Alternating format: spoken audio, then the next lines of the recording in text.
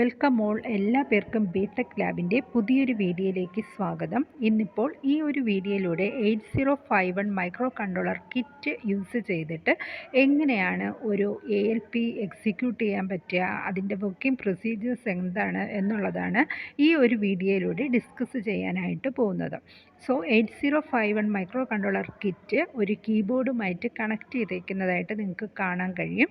ഇതിൻ്റെ working procedure എന്ന് പറഞ്ഞാൽ നമ്മൾ ആദ്യം പവർ സപ്ലൈ ഓൺ ചെയ്യുന്ന സമയത്ത് മൈക്രോ 51 എന്ന് പറഞ്ഞിട്ടുള്ള ഒരു ഡിസ്പ്ലേ ആയിരിക്കും നിങ്ങൾക്ക് കാണാൻ കഴിയുക.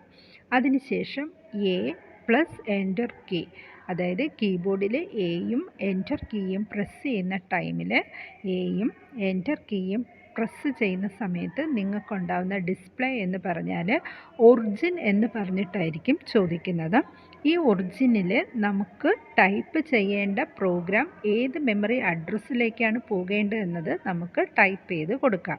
ഞാനിപ്പോൾ 4100 എന്ന് പറയുന്ന മെമ്മറി ലൊക്കേഷനാണ് ചൂസ് ചെയ്തിരിക്കുന്നത്.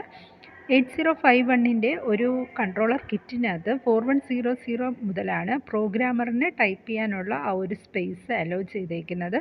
സോ 4100ക്കകത്ത് ഫസ്റ്റ് ലൈൻ മൂവ് R1, #00 എന്നുള്ള ഇൻസ്ട്രക്ഷനാണ് ഞാൻ ടൈപ്പ് ചെയ്ത് കൊടുക്കുന്നത്. അത് കഴിഞ്ഞിട്ടുള്ള ബാക്കി ലൈൻസ് എല്ലാം എഴുതിയിട്ടുണ്ട്. ഇതൊരു 8-ബിറ്റ് അഡിഷൻ്റെ പ്രോഗ്രാമാണ്. 8-ബിറ്റ് അഡിഷൻ്റെ ലോജിക്ക് എന്താണ്, എങ്ങനെയാണ് പ്രോഗ്രാം എഴുതുക എന്നുള്ളത് ഒരു വീഡിയോ ചെയ്തിട്ടിട്ടുണ്ട്. ഇതിൻ്റെ ഡിസ്ക്രിപ്ഷൻ ബോക്സിനകത്ത് നമുക്കതിൻ്റെ ലിങ്ക് കൊടുത്തേക്കാം. അപ്പോൾ ഫസ്റ്റ് ലൈനിൽ 4100 എന്നുള്ള ഒറിജിനിൽ ഞാൻ ആദ്യത്തെ ഇൻസ്ട്രക്ഷൻ ആയിരിക്കണം ടൈപ്പ് ചെയ്ത് കൊടുക്കേണ്ടത്. അപ്പോൾ ഒന്നും കൂടി പറയുകയാണ്, കിറ്റ് നമ്മൾ ഓൺ ചെയ്യുന്നു. കിറ്റ് ഓൺ ചെയ്യുന്ന സമയത്ത് നമുക്ക് മൈക്രോ 51 എന്നുള്ള ഡിസ്പ്ലേ ആയിരിക്കും ഉണ്ടായിരിക്കുക. അതിനുശേഷം കീബോർഡിനകത്ത് എ മീൻസ് അസംബിൾ ചെയ്യുക എന്നുള്ളതാണ്.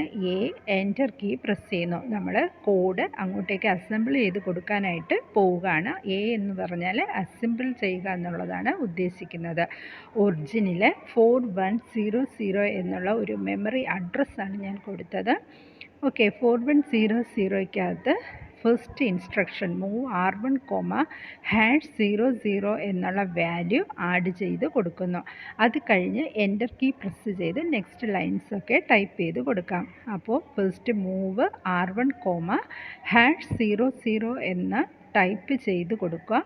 അതിനുശേഷം എൻ്റർ കീ ഒന്ന് പ്രസ് ചെയ്യുക. വീണ്ടും ഒന്നുകൂടി പ്രസ് ചെയ്താലാണ് നമുക്ക് അടുത്ത ലൊക്കേഷനിലേക്ക് എത്താൻ പറ്റുക. 4102 എന്നുള്ളതാണ് അടുത്ത അഡ്രസ് ലൊക്കേഷൻ. അത് ഓട്ടോമാറ്റിക്കലി സെലക്റ്റായി വരുന്നതാണ്.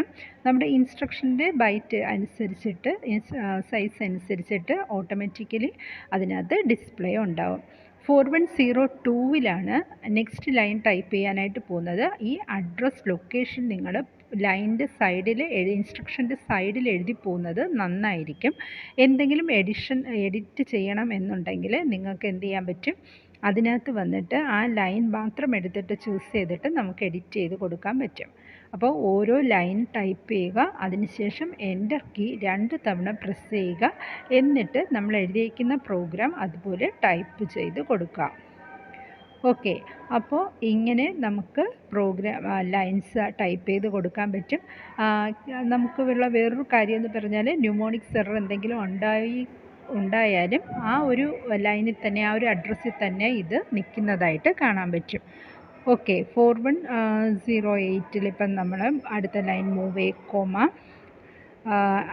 @DPTR എന്നുള്ള ലൈൻ അടിച്ചു കൊടുക്കുകയാണ്. അത് കഴിഞ്ഞിട്ട് ഇങ്ങനെ നമുക്ക് ഇത് അഡീഷനുള്ള ലൈൻ അടിച്ചു കൊടുക്കാം, ഇൻസ്ട്രക്ഷൻ അടിച്ചു കൊടുക്കാം. ഓക്കെ, ഇത് നമ്മൾ എങ്ങനെയാണ് പ്രോഗ്രാം ചെയ്യുന്നത് എന്നുള്ളതൊരു വീഡിയോ ചെയ്തിട്ടുണ്ട്. ഇനി കൺഫ്യൂഷൻ വരുന്ന ഒരു ലൈനാണ് ഇപ്പോൾ ഈ 410Aയിൽ JNC ലൂപ്പ് 1 എന്ന് പറഞ്ഞിട്ടാണ് എഴുതിയിരിക്കുന്നത്. ആക്ച്വലി ലൂപ്പ് 1 എന്ന് എഴുതിയിരിക്കുന്നത് ഒരു ലേബൽ, ഒരു അഡ്രസ്സിൻ്റെ ലേബൽ കാണിക്കാനായിട്ടാണ് എഴുതിയിരിക്കുന്നത്. ഇപ്പോൾ ഒരു അഡിഷൻ നടന്നു കഴിഞ്ഞിട്ട് അതിനകത്ത് ക്യാരി ഉണ്ടോ എന്ന് നമ്മൾ സെർച്ച് ചെയ്യും. ജമ്പ് ഓൺ നോൺ ക്യാരി ഒരു ലൂപ്പ് 1 എന്ന് പറഞ്ഞ് ലേബലിലേക്ക് പോകാൻ പറഞ്ഞിട്ടുണ്ട്. ക്യാരി ഇല്ല എന്നുണ്ടെങ്കിൽ ലൂപ്പ് 1 എന്ന് എഴുതിയിരിക്കുന്നത് ഈ സൈഡിലുള്ള മെമ്മറി അഡ്രസ്സിനെയാണ് കാണിക്കുന്നത്. സോ ഇവിടെ എത്തുന്ന ഈ ഒരു ലൈൻ ടൈപ്പ് ചെയ്യുന്ന സമയത്ത് JNCക്ക് താഴെ 2 ലൈൻ കഴിഞ്ഞിട്ടാണ് ആ ഒരു അഡ്രസ് ലൊക്കേഷൻ വരുന്നത്. ഈ ഒരു സമയത്ത് നമുക്ക് ഈ ഒരു ലൂപ്പ് 1 എന്ന് എഴുതിയിരിക്കുന്ന ആ അഡ്രസ് ലൊക്കേഷൻ ഏതാണെന്ന് നമുക്ക് ഐഡൻറ്റിഫൈ ചെയ്യാൻ പറ്റത്തില്ല. സോ നമ്മൾ എന്ത് ചെയ്യുന്നു, ഒരു ഫോൾസ് ആയിട്ട് എന്തെങ്കിലും ഒരു അഡ്രസ്സ് ഇട്ട് കൊടുക്കാം. JNC കഴിഞ്ഞിട്ട് കൊടുക്കേണ്ടത് ഒരു അഡ്രസ് ലൊക്കേഷനാണ്. ആ ലൊക്കേഷൻ നമുക്ക് കറക്റ്റായിട്ട് അറിയാത്തത് കാരണം JNC കഴിഞ്ഞിട്ട് ഒരു ഫോൾസ് അഡ്രസ്സാണ് ഞാനിപ്പോൾ കൊടുക്കുന്നത്. പ്രോഗ്രാം കഴിഞ്ഞതിന് ശേഷം നമുക്ക് എന്ത് ചെയ്യാം, ഈ ഒരു ലൈനിൽ വന്നിട്ട് ശരിയായിട്ടുള്ള അഡ്രസ്സ് എഡിറ്റ് ചെയ്ത് കൊടുക്കാം. അപ്പോൾ JNC കഴിഞ്ഞിട്ടുള്ള തൊട്ടടുത്ത ലൈനിൻ്റെ ആ ഒരു അഡ്രസ് ലൊക്കേഷൻ 410C എന്നാണ് കിട്ടിയിരിക്കുന്നത്. അവിടെ നമ്മൾ എഴുതിയിരിക്കുന്ന ഇൻസ്ട്രക്ഷൻ ടൈപ്പ് ചെയ്ത് കൊടുക്കുക. ഇനി 410E ആണ് കിട്ടിയിരിക്കുന്നത്. ഈ 410E ആണ് actually jump on non carry നമുക്ക് പോകേണ്ട പൊസിഷൻ എന്ന് പറയുന്നത്. 410E ആണ് JNC കഴിഞ്ഞിട്ട് നമ്മൾ ടൈപ്പ് ചെയ്യേണ്ടിയിരുന്ന ലൊക്കേഷൻ. പക്ഷേ നമുക്കത് ഈ ഒരു ലൈനിൽ എത്തിയതിന് ശേഷമാണ് അത് മനസ്സിലായത്. അതുകൊണ്ടാണ് നമ്മൾ ആദ്യം ഒരു ഫോൾസ് അഡ്രസ്സ് ഇട്ട് കൊടുത്തത്. അപ്പോൾ ആക്ച്വലി JNC 410E എന്നായിരുന്നു ടൈപ്പ് ചെയ്യേണ്ടത്. അത് നമുക്ക് പിന്നെ എഡിറ്റ് ചെയ്യാം. ഇനി എവിടെയാണ് ന്യൂമോണിക്സ് എററൊക്കെ വരുന്നതെന്ന് നോക്കാം. ഇപ്പോൾ ഞാൻ ഈ ഒരു ലൈൻ ഇങ്ങനെ ടൈപ്പ് ചെയ്ത് കൊടുക്കുകയാണ്. അപ്പോൾ ഇത് കറക്റ്റായിട്ട് പൊസിഷനൊന്നും കറക്റ്റ് അല്ല.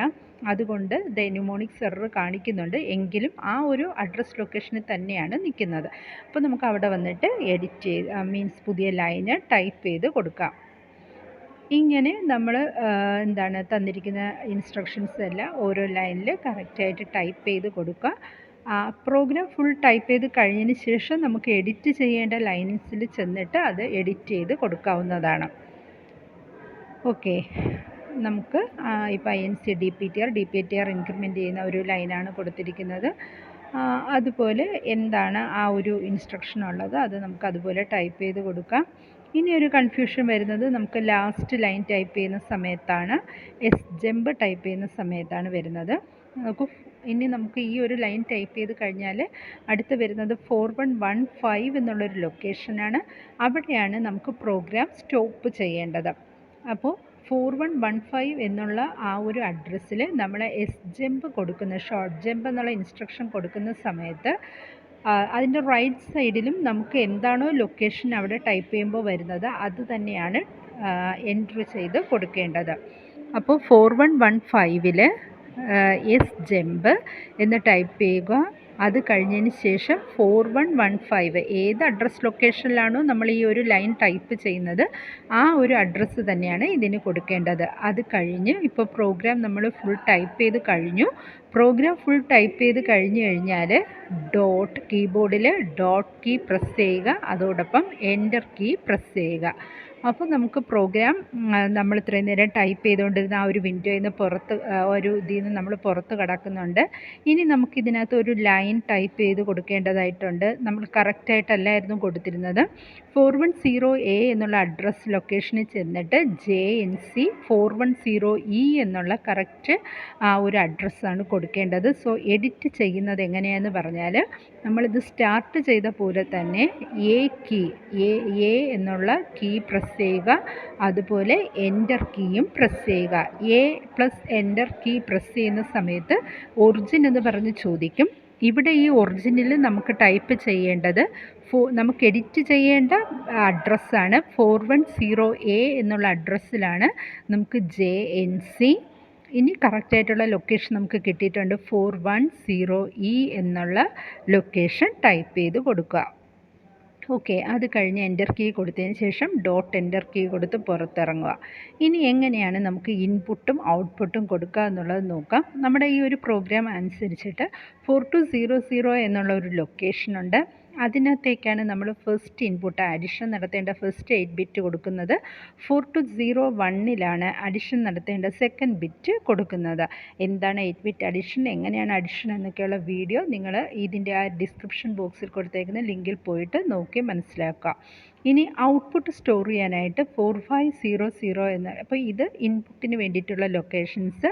ഔട്ട്പുട്ട് സ്റ്റോർ ചെയ്യാനുള്ള ലൊക്കേഷനായിട്ട് 4500 എന്നുള്ള ലൊക്കേഷനും അതോടൊപ്പം തന്നെ 4501 എടുത്തിട്ടുണ്ട്. അപ്പോൾ 035 ആഡ് ചെയ്യുമ്പോൾ നമുക്ക് 8 ആണ് ആൻസർ കിട്ടുന്നത്.